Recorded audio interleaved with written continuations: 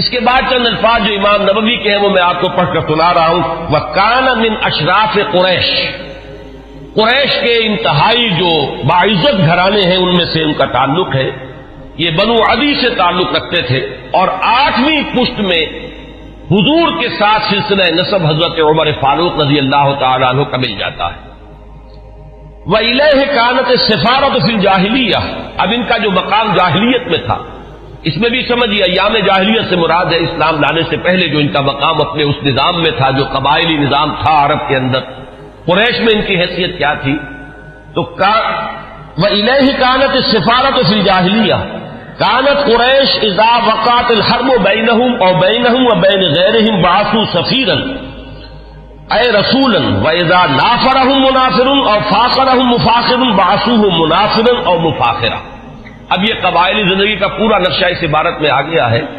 کہ جہاں کہیں کوئی جنگ ہوتی تھی، جھگڑا ہوتا تھا قریش کا خود اپنے اندر دو گھرانوں کے مابین یا قریش کا بحیثیت قبیلہ کسی دوسرے قبیلے سے، تو حضرت عمر کو سفیر کی حیثیت سے بھیجا جاتا تھا. یہ ان کا مقام ہے. اور اگر کہیں کوئی مفاخرت ہو جاتی تھی، کہیں کسی بڑے شاعر اور خطیب نے کھڑے ہو کر وہ اپنے قبیلے کے جو ہے مفاخر بیان کیے، تو وہاں پر پھر مقابلے کے لیے بھی، اس تفاخر کے لیے بھی حضرت عمر کو بھیجا جاتا تھا. تو یہ ان کا مقام اپنی اس زندگی میں تھا. یہیں پر نوٹ کر لیجئے کہ حضرت ابوبکر صدیق رضی اللہ تعالیٰ عنہ کے بارے میں بھی میں نے آپ کو بتایا کہ اسلام لانے سے قبل قریش میں ان کا یہ مقام تھا کہ دیت کے فیصلے وہ کرتے تھے. قبائلی زندگی میں سب سے زیادہ نازک معاملہ ہوتا ہے مقدمات قتل کا فیصلہ. اور ظاہر بات ہے کہ اگر کہیں اپنے گھرانوں کے اندر ہی قتل کا معاملہ ہو گیا ہے تو جان کے بدلے جان کے بجائے اس میں کوشش کی جاتی تھی کہ جو بھی خون بہا ہے وہ دے کر تو جو قاتل ہے کیونکہ اپنے ہی قبیلے کا فرد ہے اس کی جان بچائی جائے. اب اس میں تعین کرنا کہ کتنا خون بہا ہو، یہ کام جو ہے حضرت ابوبکر رضی اللہ تعالیٰ عنہ کے سپرد تھا. تو اس سے بھی اندازہ ہوتا ہے کہ ان کا مقام اپنے اس نظام میں جو پہلے سے قائم تھا وہ کیا تھا. بالکل اسی طرح کا معاملہ جو ہے وہ حضرت عمر رضی اللہ تعالیٰ عنہ کا.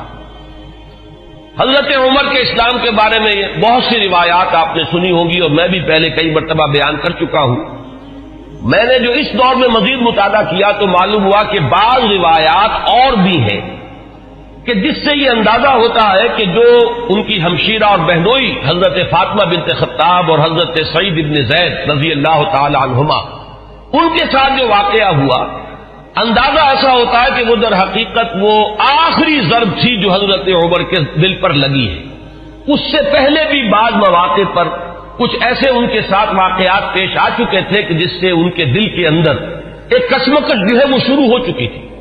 مثلا بعض روایات میں آتا ہے کہ ایک مرتبہ حضور صلی اللہ علیہ وسلم جب آ رہے تھے خانہ کعبہ کی طرف تو حضرت عمر نے بھی پیچھا کیا اور وہ مخالفانہ انداز میں پیچھا کیا، لیکن حضور پہلے پہنچ چکے تھے، آپ نے نماز کے لیے نیت باندھ لی تھی. تو اب حضرت عمر جو ہے خاموشی سے سنتے رہے قرآن مجید اور اس کا ان کے دل پر ایک اثر ہوا. انہوں نے اپنے دل میں کہا کہ یہ شخص بہت بڑا شاعر ہے. واقعہ یہ کہ یہ کلام جو یہ پڑھ رہا ہے اس وقت یہ تو بہت ہی اعلیٰ کلام ہے، بہت اونچا کلام. تو معلوم یہ ہوا کہ کہیں نہ کہیں وہ جو ہے بیج وہ پڑ رہا تھا. اسی طرح ایک رات کے وقت ایسا ہوا ہے کہ حضرت عمر کی کسی ہمشیرہ کو وہ ولادت کا مرحلہ درپیش تھا تو کسی دائی وغیرہ کی تلاش کے لیے وہ نکلے ہیں رات کو. اس وقت انہوں نے دیکھا کہ حضور اور آپ کے ساتھ چند اور لوگ ہیں جو کھڑے ہیں اور نماز پڑھ رہے ہیں. تو خانہ کعبہ کے پردوں میں چھپ کر آپ نے پھر حضرت عمر نے اس وقت وہ سنا کہ یہ کیا پڑھ رہے ہیں اور اس سے بھی ان کا کہنا یہ ہے کہ میرے دل کے اندر ایک کشمکش شروع ہو چکی تھی. یہ بات جو ہے نفسیاتی اعتبار سے سمجھ میں آتی ہے. بسا اوقات ایسا ہوتا ہے کہ ایک شخص کے اوپر ایک کسی حقیقت کا انکشاف ہو رہا ہے تدریجاً، لیکن ابھی وہ جو پچھلی عصبیتیں ہیں اپنے آبائی عقائد یا اپنے آبائی دین کے ساتھ جو ایک جذباتی تعلق ہے وہ ابھی اتنا مضبوط ہے کہ ریزسٹ کر رہا ہے، اندر ہی اندر وہ کشمکش جو ہے وہ جاری ہے. لیکن ان روایات سے یہ معلوم ہوتا ہے کہ وہ واحد واقعہ نہیں ہے جو اس وقت ہوا، بلکہ یہ کشمکش ہو رہی تھی. وہ آخری بات جو ہے جسے میں تشبیہ کہا کرتا ہوں کہ غبارے کو پھاڑنے والی چیز جو ہے وہ تو وہی واقعہ کہ جو حضرت فاطمہ کے ساتھ یعنی ان کے ہمشیرہ کے ساتھ پیش آیا ہے، ان کے اور ان کے بہنوئی اور بہن کے مابین، کہ حضرت عمر تو نکلے تھے فیصلہ کر کے کہ بس اب تلوار ننگی لے کر کہ حضور کا میں خاتمہ کر کے گھر واپس آؤں گا اور جو ہونا ہے ہو لے. لیکن یہ کہ یہ جو کلکل ہو رہی ہے اور یہ جھگڑا جو قریش کے اندر ہو گیا ہے، گھر گھر جو ہے فساد ہے، باپ بیٹے سے جدا ہو رہا ہے، بھائی بھائی سے کٹ گیا ہے، بیوی شوہر سے علیحدہ ہو رہی ہے، تو یہ فساد ہم کب تک برداشت کریں گے؟ تو جو اس فساد کا سبب ہے اس کو ختم کر دیا جائے، پھر دیکھا جائے گا جو ہوگا۔ یہ جو میں کہہ رہا ہوں جو دیکھا جائے گا جو ہوگا، اس میں بھی جب تک قبائلی پس منظر سامنے نہ ہو یہ بات سمجھ میں نہیں آئے گی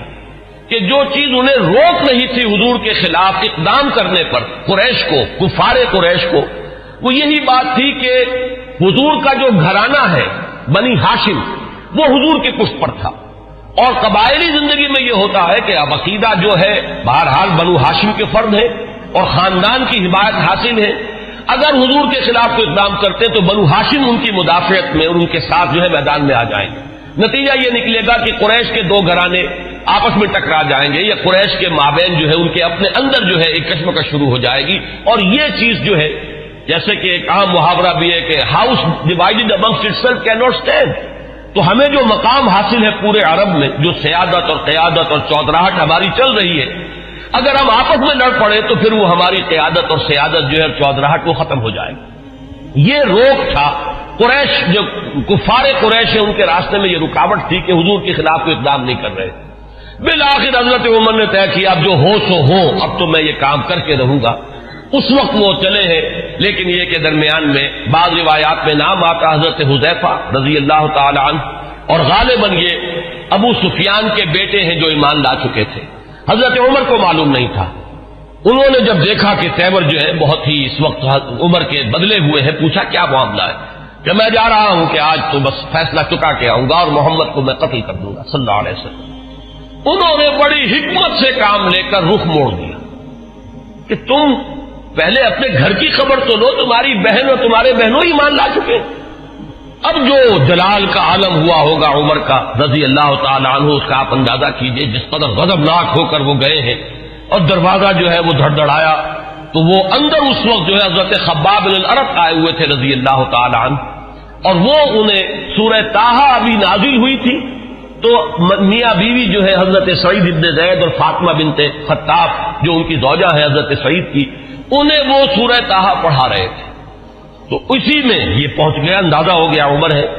تو انہوں نے چھپایا حضرت خباب کو تو کہ ان کے تو آتے ہی شاید تھر ہی قلم کر دے،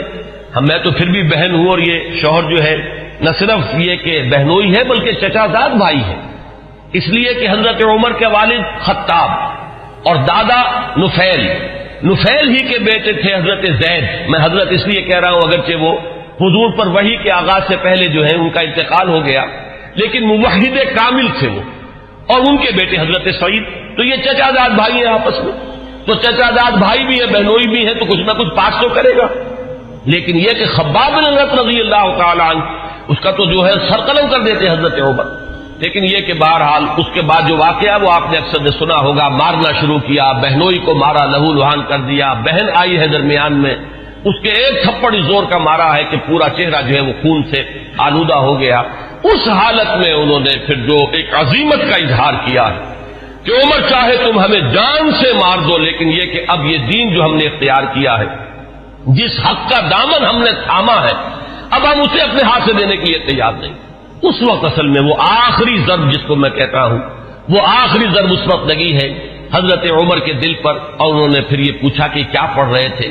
مجھے بتاؤ تم وہ کلام کون سا ہے۔ اب حضرت فاطمہ کی جرأت دیکھیے رضی اللہ تعالی عنہ، ان کا کہ نہیں تم نجس ہو، مشرک ہو، پہلے تم پاک ہو تب، لا یمسہ الا المطہرون، ان روایات میں یہ الفاظ آئے ہیں کہ استدلال کیا ہے اسی آیت سے حضرت فاطمہ نے کہ یہ کلام وہ کلام ہے سورہ واقعہ میں جو آیات آئی ہیں کہ انہ لقرآن کریم فی کتاب مکنون لا یمسہ الا المطہرون، اسے ہاتھ نہیں لگا سکتے، تو وہ صحیفے تھے اور آگ سے تھے کچھ جن پر لکھی ہوئی تھی سورہ طٰہٰ، انہوں نے غسل کیا، اور پھر وہ جیسے جیسے پڑھتے گئے معلوم ہوا کہ وہ حجابات جو رہے سہے تھے وہ بھی اترتے چلے گئے، تانا بانا جو ہے دل دھلتا چلا گیا، اور وہ پھر اس کے بعد حاضر ہوئے ہیں تو دروازے پر بیت ارقم میں جہاں حضور اس وقت مقیم تھے،